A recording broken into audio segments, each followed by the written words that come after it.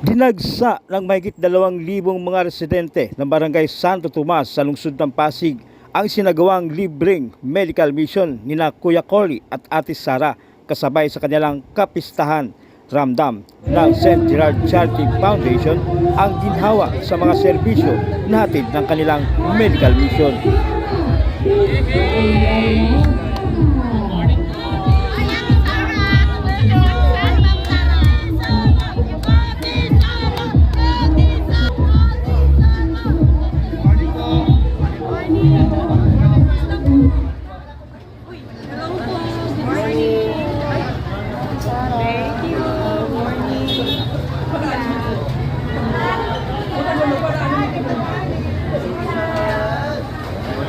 Hi ma'am. Good morning po. Good morning, ma'am. Boss, morning boss. Morning ma'am.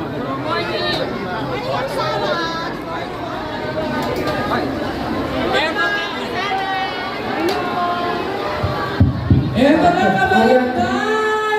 Kasama natin, Kuya Cory Vizcaya at Ate Sara! Vizcaya! Ayan na po sila. Iwagayway ang Tamaypay! Ayan po ang ating Ate Sara at Kuya Curly. Bago po kami nanggaling sa Bicol, kasi po ang tatay ko po ay magsasaka sa Bicol. Bago po kami nag-migrate dito sa Pasig, ang una po namin tinirahan, nakitira po kami sa tiyuhin namin sa 5E Villarosa, Santo Tomas. Sa looban po, nakapag may inuman po doon, kailangan pumatak ka. Kasi dadaan ka muna sa napakaslit na daanan, looban po yun. Doon po kami nakatira sa tiyuhin ko, dahil ang tiyuhin po ay janitor dati ng simbahan po ng Pasig.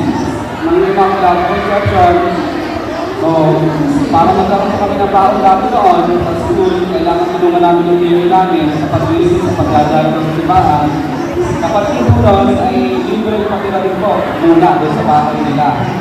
So, yun po ang naging routine hanggang sa dito po ang mga kaibigan sa 5A Villarosa sa Tomas. Kaya totoo pong mahal po ang mga taga Santo Tomas. At ngayon po, kaya ang medical mission po nito ay naging parang naging part ng aming pong advocacy ay dahil yung kapatid ko po na dating may sakit at wala po ako maibigay na gamot. Dati namatay po siya nang wala kami sa ipagamot. Sinipan ko sa mga hospital dahil talagang hindi lang po sa buhay dati. Dahil yung lang po ng anak namin po at saka yung yung panggatas ng anak namin, yung at saka yung gatas ng nasa dyan, ay pinagsasama na po namin para magtagal. Kaya sabi ko sa sarili namin, na kami po ay tinadhana ni Lord at pinagpala, babalikan po namin ang mga taong walang-wala sa pamamagitan po ng paggawa ng mabuti bagay na katulad dito ng pagmamarital vision. Kaya nandito po kami sa Santo Tomas. Masaya po ang puso namin dahil dati po ako nakatira dito. Dati po ako taga Santo Tomas. Bago po kami lumipat ng tuluyan at tumira sa kumbento po ng Pasig dahil naging janitor po ako doon at yun po ang naging daan para makapag-aral po ako sa simbahan ng Pasig kapalit po ng mabubuting loob na tulong sa akin ng pari para kami po sa narali ng tayo. Kaya masaya po ako na nandito po ngayon ang aming gamitan. Salamat po. Good morning, Barangay Santo Tomas! Hi! Hello!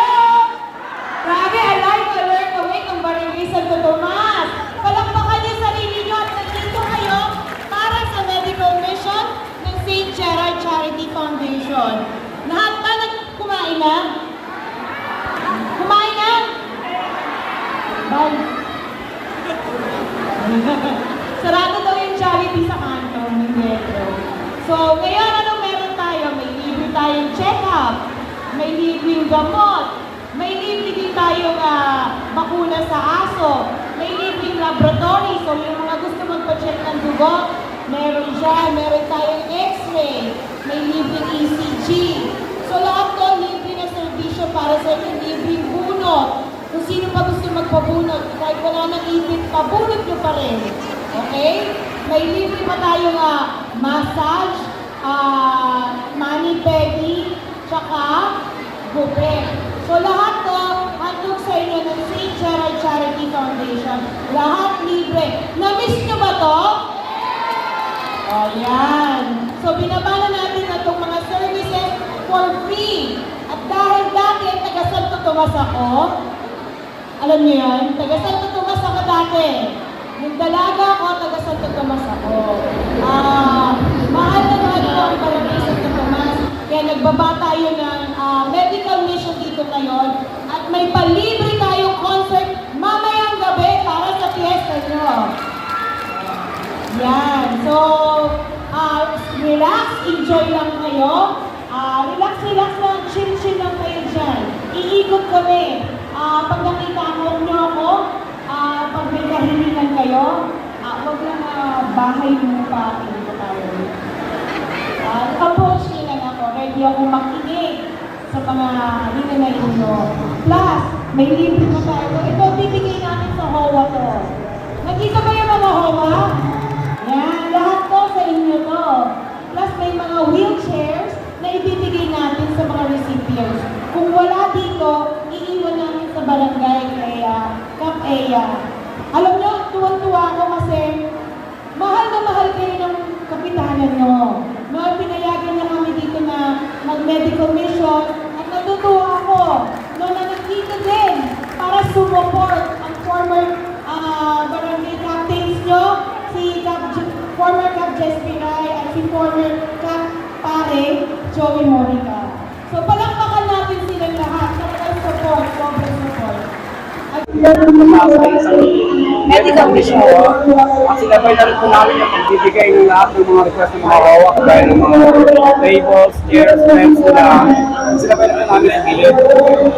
Tuloy po, masaya kami na nagbibigay dito sa Tomas kasi nakakahalaga ng lugar na ito. Dito po ako dati tumira. Dito po kami tumira sa bahay ng gilid po. Sa 5E, Villa Rosa sa Tomas, Mobile po yun. Nag-inis ko na kayo mga dati mga kailangan ko kasi hindi katalpas na sila, nag-iinom pa sila. Kailangan ko sa mga bagay kapatagda ng pare-pareha para mag-inom or pareho. Mataka ang inom ka. So, nakakabis po yung mga panala yun at ngayon po, nandito kami sa Santo Tomas. Nag-medical mission po. Latest po, Ate Sara, kumusta na po yung medical mission? Kasi may get-basing barangay na po yata. Nasa 23rd barangay na tayo. Actually, nakakatuwa kasi ang dami, halos lahat na ng barangay naikutan na natin. No? Ngayon, natutuwa ako kasi Santo Tomas, taga-barangay Santo Tomas din ako eh. Sa may arko ng Santo Tomas, doon ako lumaki. May bahay kami doon. Na maibaba ang libreng servisyo sa mga kabarangay ko dati. Ngayon, tuwa ako kasi ang daming tao. More than 2,000 plus ang dumating ngayon. Hindi namin expected na ganyang karami ang naghahanap ng ganyang klaseng servisyo yung medical mission namin. Alright. Ma'am, nabalitaan namin na napakadaming yung schedule ngayong araw. Hindi po ba kayo napapagod? Hindi naman, masaya ako siyempre yung katawan mo napapagod, pero siyempre yung pagbaba ng mga services na binibigay namin, yung mga request ng mga HOA, nakakatuwa at nakakataba ng puso kasi yung alam mo may natutulungan ka at the end of the day. Ate Sara, bakit napakaraming bata kanina? Yes, so like last week yung naging initial namin was the kids zone. So kasi sa sobrang patok siya sa mga bata, dala-dala na namin siya. Ang nag-ahandle na niya sa mga batang Pasigueño, sila nag-asikaso nito sa kids zone. So, ang daming bata na naman na naglalaro at napasaya namin. At dyan din yung team na sinusuportahan ko, yung LPU, ICU of the Philippines, who won 5 straight games sa volleyball. So, nandyan sila nag-a-assist din sa kids zone namin. Alam niyo, kasi nakita ko talaga na yung pagtulong ni Kuya Curly na Ate Sara talagang galing sa puso. So ako naman, I've always been an advocate and supporter sa mga tumutulong talaga sa mga komunidad nila, and especially sa health. Very important talaga na pangalagaan natin yung kalusugan, and alam naman natin, di ba, kapag mahirap ka, hindi lahat nakakapagpagamot. Yung iba talaga, nagkagamot na lang sa sarili sa bahay. So ngayon, with St. Gerard Charity Foundation, talagang sila mismo yung lumalapit na sa mga may sakit. Na hindi na kayo nahiya, matakot, na wala kayong pambayad sa doktor o sa medicine. Kasi dito po, libre lahat. Yung kasi, nung nasa LA ako, nakatawagan ako ni Sir Curly. Sabi niya sa akin, o Kap, paano ba kami makakatulong sa papalapit na fiesta? So dahil hindi naman madali ang communication sa LA, hanggang dito, sabi ko sa kanya, binilinan ko na yung mga kagawad ko na sila na yung makipag-coordinate. So eto na nga, bumaba yung medical mission, nagbigay din sila ng silya, nagbigay din ng patrol at saka yung bowler para sa mga basura. So, thankful naman ng Barangay Santo Tomas. Ano po yung masasabi nyo na tungkol muna dito sa medical mission, maraming natulungan at yun po sa mga binigay kami sa Gerard sa mga dito? Ako kasi lagi ko sinasabi, give credit where credit is due. So, ngayon, salamat tayo sa kanila kasi ako yung taong hindi tumatanggi sa grasya. Kasi hindi naman para sa akin to .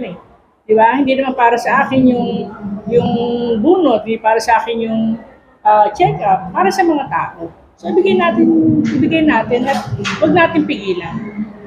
Mula rito sa lungsod ng Pasig, Nolan Arreola nag-uulat para sa Leader News Philippines.